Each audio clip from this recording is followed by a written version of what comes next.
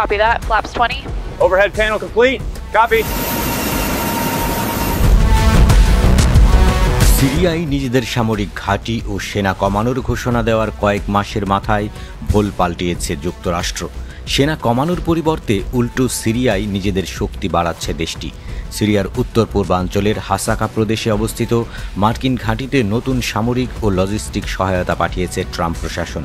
সিরিয়ায় নিজেদের ঘাঁটি ও সেনা কমানোর ঘোষণার মধ্যেই নতুন করে অস্ত্রশস্ত্র পাঠানোর বিষয়টি প্রশ্নের মুখে পড়েছে।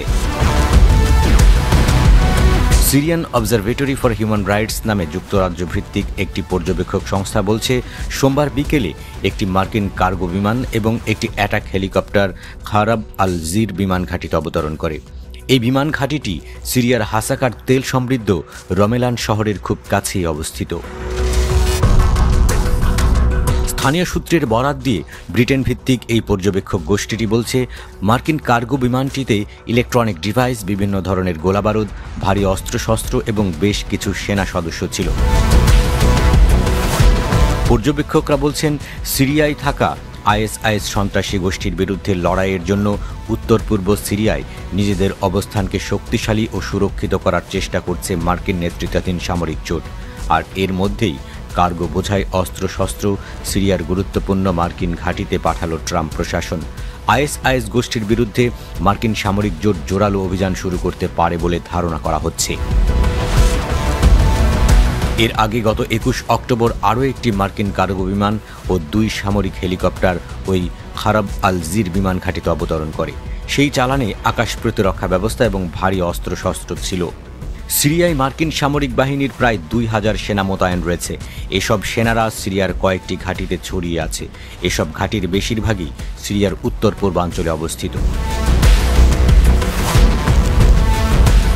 গত জুনে তুরস্কে মার্কিন রাষ্ট্রদূত ও সিরিয়ার বিশেষ দূত হিসেবে কর্মরত টমাস ব্যারাক বলেছিলেন, পেন্টাগনের লক্ষ্য হল সিরিয়ায় নিজেদের সামরিক উপস্থিতি কমানো। এমনকি সিরিয়ায় কেবল একটি ঘাঁটি চালু রাখতে চায় যুক্তরাষ্ট্র। তুর্কি সম্প্রচারকারী এনটিভিকে দেওয়া এক সাক্ষাৎকারে ব্যারাক বলেন, সিরিয়া নিয়ে যুক্তরাষ্ট্রের নীতি এখন অনেকটাই পাল্টাবে, কারণ সিরিয়া নিয়ে আগের 100 বছরের নীতিগুলোর কোনোটি সফল হয়নি। অবশ্য সিরিয়া কর্তৃপক্ষ বহুবার অভিযোগ করেছে যে মার্কিন সেনারা সিরিয়ার উত্তর পূর্বাঞ্চলে অবস্থান করছে মূলত প্রাকৃতিক সম্পদ লুটের জন্য। সাম্প্রতিক বছরগুলোতে বিভিন্ন ফুটেজ প্রকাশ হয়েছে। ফুটেজগুলোতে দেখা গেছে মার্কিন সেনারা সিরিয়ার উত্তরাঞ্চলীয় প্রদেশগুলোতে দেশটির গুরুত্বপূর্ণ সম্পদ জ্বালানি তেল শোষণের অংশ হিসেবে ট্যাঙ্কারে বোঝাই করছে।